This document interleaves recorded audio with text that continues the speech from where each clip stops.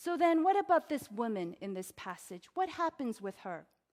In stark contrast to Judas, this is an unnamed woman. Judas is one of the disciples. He's an insider. The woman, on the other hand, is clearly an outsider. Mark doesn't even give her name. Judas is sitting there at the table making his calculations about what Jesus is worth, but the woman, she gives all her worth over to Jesus. Verse 3 says, while he was at Bethany in the house of Simon the leper, as he was reclining at a table, a woman came with an alabaster ointment of pure nard, very costly, and broke the flask and poured it over his head. This alabaster jar of ointment of pure nard was a very rare fragrance, and it was very difficult to obtain because apparently the roots only came from Nepal.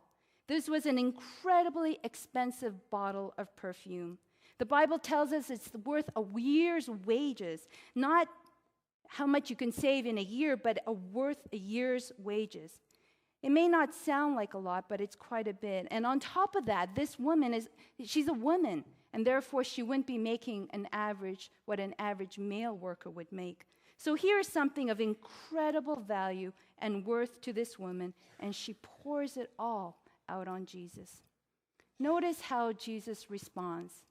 He doesn't say, don't trouble her because she's done a useful thing. She's done something very practical. After all, I'm going to be killed and I need to be anointed. Jesus doesn't say that it's an act of usefulness. What does he say? Look at verse 6. He says, she has done a beautiful thing. This was an act of beauty. The woman is not praised because what she does is useful or practical or beneficial. She is praised because it was an act, a beautiful act, an act of beauty in response to her encounter with Jesus. Like this woman, when you see and understand who Jesus is, it changes. It transforms the way you look at everything. Even the most valuable possessions begin to fade in its value. Just like the song we sometimes sing, turn your eyes upon Jesus, look full in his wonderful face, and the things of this world will grow slowly dim in the light of his glory and grace. Everything pales in comparison to Jesus. When you see that, it changes you like this woman. Before Jesus, work was a means to an end. What benefit, what prestige can I get for money, for power? But when you see Jesus and who he is and what he's done, work becomes an opportunity to serve, just to serve. Before Jesus, your relationships were about you and what you could get out of it. But when you see Jesus, you see your relationships differently. It's not about what you benefit, but what you can get out of it. Relationships are no longer a means to an end, but it's the end in itself. When you understand who Jesus is, it begins to change the way you view God and the world. Your relationship with God is no longer based on calculable benefits. You do a deed and he does you a favor. Your relationship with God is based on the beauty of who Jesus is and all that he's done for you. He alone, Jesus alone, God of the universe alone is your benefit. Worship is no longer something you come to see what you can benefit from it, but it's a beautiful act of worship, adoring Jesus. The closing hymn, which I've changed, we're going to sing, the last verse goes like this.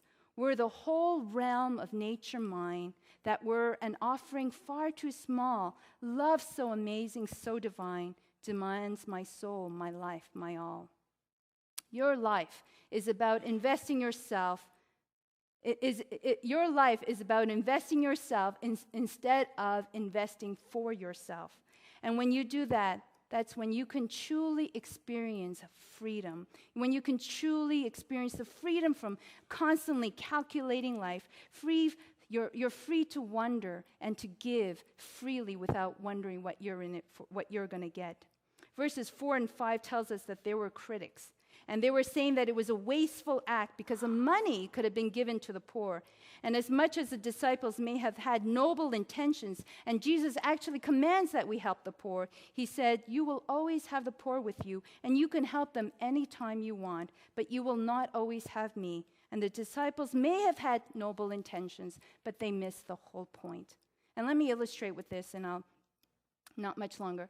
Let's say you and your husband go to Paris, and the entire time you're in Paris, all your spouse can think of is how the money could be used to fix the roof. He's missing the point. He's missing the point of the beauty of Paris. What you see in the woman is someone who didn't calculate the cost, wasn't concentrating about the return on her investment. She was simply pouring out her life saving on Jesus. Now, I don't want you to think that I'm advocating you spending your whole life savings without thinking and amassing great debt, nor am I saying that Jesus is telling you to give up his life savings for him. What I am saying is look at how wholeheartedness, how deeply passionate this unknown woman is. Look how she's self-forgetful, how free she is to act this way. She is so captivated and moved by the beauty of Jesus that she's willing to give this great act. In the face of Jesus, she forgets everything about herself. Don't you want to become someone like that?